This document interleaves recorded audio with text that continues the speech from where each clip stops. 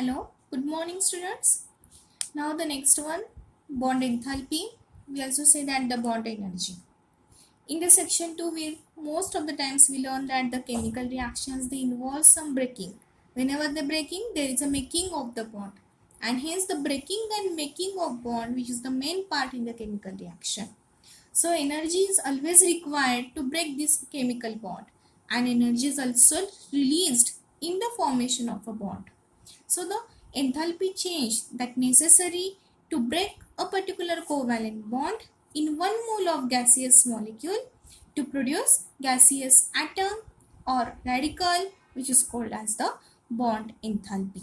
I repeat again, the enthalpy change that necessary to break a particular covalent bond in 1 mole of gaseous atoms. Now we take the example H2. We showing the hydrogen bond enthalpy is always positive. Remember, it is never showing the negative. Why? Because energy is always needed to break a bond. And hence, for example, H2 molecule which dissociate into hydrogen atom according to the thermochemical equation, we write here H2 in the gaseous form which gives hydrogen gas plus hydrogen gas. When we say that delta H0 is equal to 436.4 kilojoule. So what you understand according to this equation?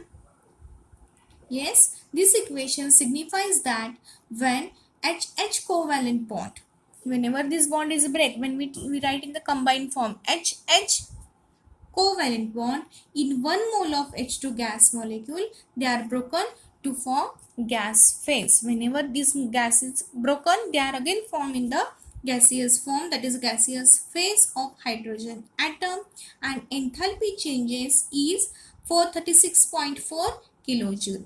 Hence HH, it is the bond enthalpy, and therefore delta H0 HH is equal to 436.4 kilojoule per mole. Then we can similarly write down for the ClCl also, and that they are also showing again the delta H0 ClCl, but there is a difference in that kilojoule per mole is the 242.7 kilojoule per mole. One thing is, remember that it can be seen that the bond enthalpy for the diatomic molecule is the same as the enthalpy of atomization, which we learned in the last session. Now the concept of bond enthalpy is more complicated in case of polyatomic molecule. Every covalent bond in a polyatomic molecule which has its own specific bond enthalpy. If we take the example of water, so in water molecule there are the two OH bond. The thermodynamic equation for the complete dissociation of H2O molecule is, we write here H2O gas which gives 2H gas plus oxygen again in the form of the gaseous, delta H is equal to 927 kilojoule. Now I already told that there is a always showing bond enthalpy in the positive form.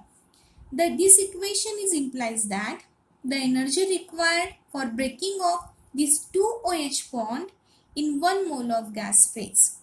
H2O molecule is 927 kilojoule. Why? Because two hydrogen atoms in H2O, they are identical and both OH bond must be identical in bond length as well as in bond energy.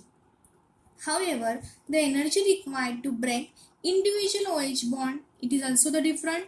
Therefore, the bond are successively broken into these two successive steps which are shown. That is, first step is what? H2O gaseous form, when it start to break it forms the OH gas plus hydrogen in the form of the gas, that is there is a combination, again we get the H2O, that is delta H0 we required is 499 kilojoule. Similarly step 2, here OH bond which again start to break, that is there is a separation of oxygen and hydrogen, and hence I said that 2 moles of the OH group, these two OH, this one and this one. So delta H0 is equal to how much? 428 kilojoule. Now the summation of these two equation, what we get? H2O gas which gives, yes, H gas, H gas. So we write here 2 hydrogen gas plus oxygen gas. So of course OH gas get cancelled on the opposite side, and addition of these two one we get the 927 kilojoule. So this total enthalpy change 927 kilojoule is not twice the OH bond enthalpy. Therefore, In case of polyatomic molecule, the average bond enthalpy of particular bond has to be considered. Hence, tell me what is the bond enthalpy now here? Yes, average bond enthalpy of OH bond is 927 kilojoule divided by 2 is equal to how much? 463.5 kilojoule. Therefore, we say that delta H0 OH is 463.5 kilojoule per mole. Here we require the 2 OH molecule and hence we divide the equation by 2. So the total enthalpy changes is 927 kilojoule, but not twice as larger of the OH bond enthalpy. So for that, the polyatomic molecule is the average bond enthalpy of particular bond would be considered, and therefore we write here OH bond is 927. By the 2, just divide by the 2, we get the equation 463.5 kilojoule, or delta H0 is equal to 463 kilojoule per mole. So similarly, enthalpy of formation, enthalpy of combustion, again we goes here. Now here is only change that delta RH0, that is it's showing is equal to summation of the calculation should be assumed for all the bonds of the given type which are the identical. So summation of delta H0 is reactant minus summation of delta H0 product. If we consider one reaction, simple reaction H2 plus I2 which gives 2HI, of course they are in the gaseous form. Now tell me how we can write or how we can calculate. So delta RH0 is equal to summation of the reactant, this side H2 gas. Now H2 in the bond enthalpy form. So how we write there? HH plus the addition of these two one. Na? So what we write? Delta H0 I minus 2 moles of delta H0 HI. So when we substitute the value, we get the, very simply we get the answer for the delta R H0. The next and most important exam point of view, His law. His law for the constant heat summation. First we try to understand what is the statement of this law. The change in the enthalpy for the reaction is the same whether the reaction takes place in one series or number of series of steps. This law is also state that the enthalpy change for a chemical reaction is same regardless of the path by which the reaction is occurred. Overall, the enthalpy change for a reaction is equal to sum of enthalpy change of individual step in the reaction. So what is that overall equation of the reaction for the consider for the reactant and product, which is in the individual steps they are added or subtracted like the algebraic entities. So the His law is a direct consequence of the fact that the enthalpy is a state function, and so the enthalpy change which depends on the initial and final state of the system but not on the path by which the reaction takes place. What is that enthalpy? We already learned in the last session. Those students are not attending that, please check it, then it is very easier to understand. So the state function, enthalpy is a state function, and what is the state function? Which depends only on the initial and final state but not on the path by which the reaction takes place. So His law is also the application form. So whenever we solve the equation, you can understand very easier what is the statement. To determine the equation, overall equation of reaction, reactant and product should be the very important. Now consider the synthesis of NH3 Haber process. First step, there is a directly proportion. We know that this reaction only H2 gas plus N2 gas which gives 2 NH3 gas, and we write there the value of delta H0 is equal to minus 92.2 kilojoule. But here according to His law we have to find out the initial state and final state. Now let's start. 2H2 gas plus N2 gas, what it gives? N2H4 gaseous form. The value is given for the H1 not. Now we use here 1 because it is the step 1 is equal to plus 95.4 kilojoule. Now this reactant gives this product. Now this product is acts as now reactant. So N2H4 plus again we require the H2 gas to give 2 NH3 molecule. Again we require their delta R H0 2 is equal to minus 187.6 kilojoule. So whenever the summation of this reaction, this N2H4, N2H4 get cancelled here, and what we get now? H2 molecule. Now here from 2H2 gas and this H2 gas, addition of this one, we get the H2 gas, that is the total 3 moles of H2 gas plus N2 gas gives 2NH3 gaseous form.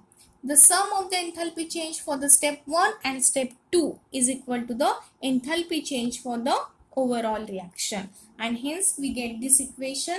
So according to the Hayes law, delta H1 is equal to delta H2 plus delta H3. So overall reaction is showing in the sequence of the steps. So we can also draw one triangle here. So according to that triangle we can also understand. So the conversion is always remember from A to C. That one conversion, it is the takes place directly in the single step. So the step 1, that is A to B, step 2 B to C. So of course B get cancelled and we get directly A to C. So our equation is that delta H0 is equal to delta H2 plus delta H3. So we write here A to B, again that one B to C. So B get cancelled. Finally what we get? A to C. This equation, which is the according to the Hayes law. So what we get? Delta H1 is equal to delta H2 plus delta H3. Actually there are the different applications of Hayes law, but in our new syllabus they are given only one usefulness of this law, to calculate the enthalpy change for the reaction with their enthalpy being not known experimentally. If we take an example that the C graphite plus half O2 which gives CO2, and by using this one we can write the final equation. So this is because some of the carbon can be oxidized to CO2. However, the enthalpies of the some reactions can be determined, from which the enthalpy of formation of the CO can be calculated. But we are not going so deeply, we have to write only one application here. Another application is that the enthalpy of combustion can be calculated. Enthalpy of formation of any compound from its element, it can be calculated by using the Hayes law. Also the calculation of the enthalpy of the reaction which do not occur directly, that is the formation of CH4. For example, CH4 can be formed by the different method. So that step by step calculation we can also done by using the Hayes law. But now we have to remember only one application according to your new syllabus. Now 4.11, spontaneous, that is the irreversible process. Dear students, all of you well know that the study of thermodynamics is therefore very much necessary in chemistry, because it allows to predict whether or not a chemical reaction will occur under the given set of conditions. A reaction that occurs under the specific set of conditions is a spontaneous reaction, and that does not occur under the specified set of conditions is a non-spontaneous reaction. So spontaneous process has a natural tendency to occur, and it does not require any external influence, while a non-spontaneous process always requires some external influence. So the spontaneous process is defined as a process that takes place on its own without the external influence. It requires only on its own, and hence some example we are going to start. Take the first one, very simple example. Water always flows of its own from high level to lower level, but never flow of its own from lower to higher level. Similarly, heat, which can be always flow from hotter body to cooler body, but never flows of its own in the opposite direction. Another example we can take with the cup of hot coffee, which is placed in the room, cools down of its own by releasing the heat to the surrounding. However, the coffee at room temperature will not absorb the heat and get warmer. These some different examples for the spontaneous reaction. So some key points of spontaneous process, in which the first one, it occurs of its own and does not require any external agency to occur.